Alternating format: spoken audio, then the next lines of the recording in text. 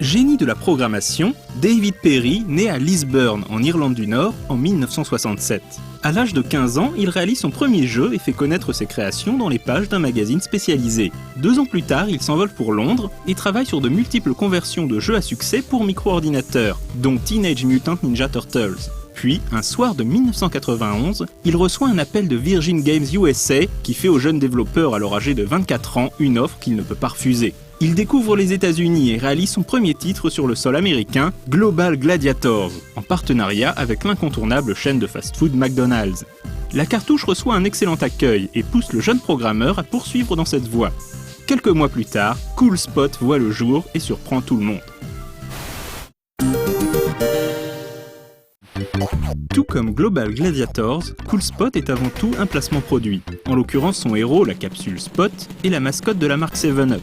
Assez méconnu en France, Spot est pourtant très célèbre de l'autre côté de l'Atlantique. C'est cette popularité qui pousse Virgin Games USA à lui offrir une aventure taillée sur mesure. Jeu d'action plateforme dans la lignée d'un Sonic, Cool Spot arrive en 1993 et subjugue la presse spécialisée par la qualité de son animation. David Perry, véritable bourreau de travail, a toujours fait en sorte que ses jeux soient parfaitement animés. Et avec pas moins de 400 étapes d'animation, Cool Spot est ce qui se fait de mieux à l'époque. Il suffit de voir le personnage principal se déplacer, sauter, dégringoler une pente, faire du surf sur une bouteille ou s'agripper à un ballon gonflable pour s'en convaincre.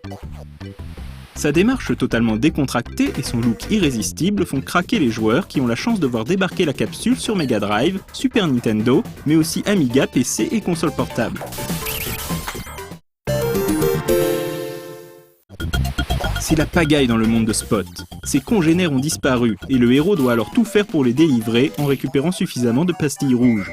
Très classique, cette quête est enrichie par quelques rares items comme des potions redonnant un peu de vie ou des vies supplémentaires. Très fun à parcourir, Cool Spot a le mérite de proposer des environnements variés, même si on retrouve la sempiternelle astuce qui consiste à les dupliquer pour augmenter la durée de vie. Plage de sable fin aux crabes menaçants, tuyauterie peuplée de rats en pyjama, chambre de gamins où rôdent des jouets mal intentionnés, paquebot aux 1000 dangers, piscine gonflable envahie de grenouilles cracheuses de bave, la cartouche brasse un nombre plutôt sympathique de décors et offre de bons moments. Mais sa grande force, en dehors de sa réalisation et de son animation au top, vient de son gameplay à la précision chirurgicale. Les sauts sont millimétrés et chaque erreur peut être fatale. Bien que le titre de Virgin Games se termine assez rapidement, il propose un challenge qui ravira les amateurs d'aventure un peu relevés. La musique et les bruitages, signés Tommy Tallarico, compositeur aujourd'hui réputé et co-créateur des Video Games Live, sont une vraie réussite. Les thèmes sont éclectiques et profitent largement des capacités des puces sonores des consoles 16 bits.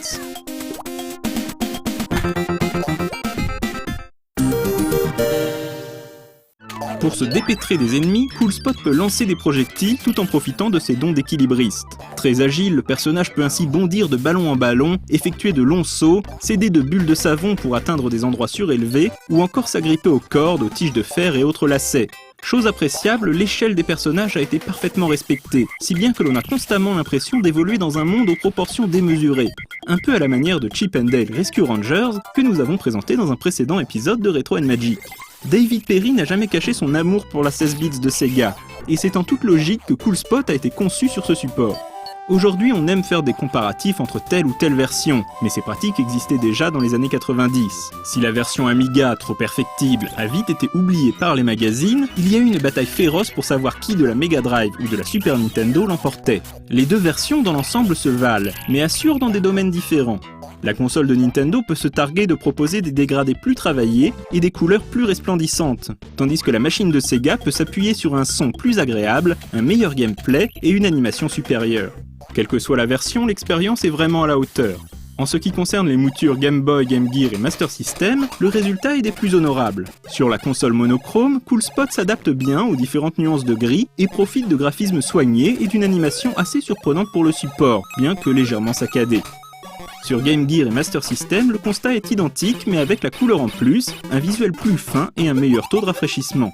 Les versions 8 bits ne sont donc pas des portages au rabais, et c'est suffisamment rare pour être souligné.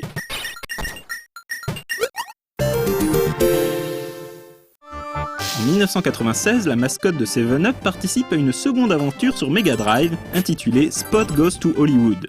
Cette fois, la capsule rouge se retrouve malencontreusement embarquée dans des décors de film. Cette suite, moins marquante que le jeu original, propose une progression linéaire, des niveaux corsés et une maniabilité qui réclame un temps d'adaptation.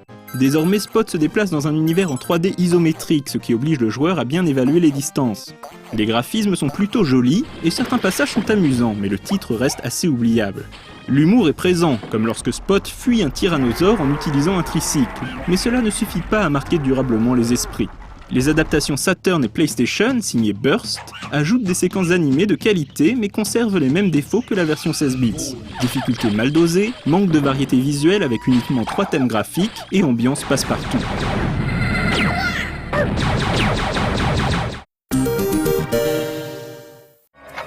Si ce second épisode a été totalement oublié par la plupart des joueurs, ce n'est pas le cas du jeu original. Cool Spot reste un excellent souvenir pour toutes celles et ceux qui ont pu s'y essayer sur console 16 ou 8 bits.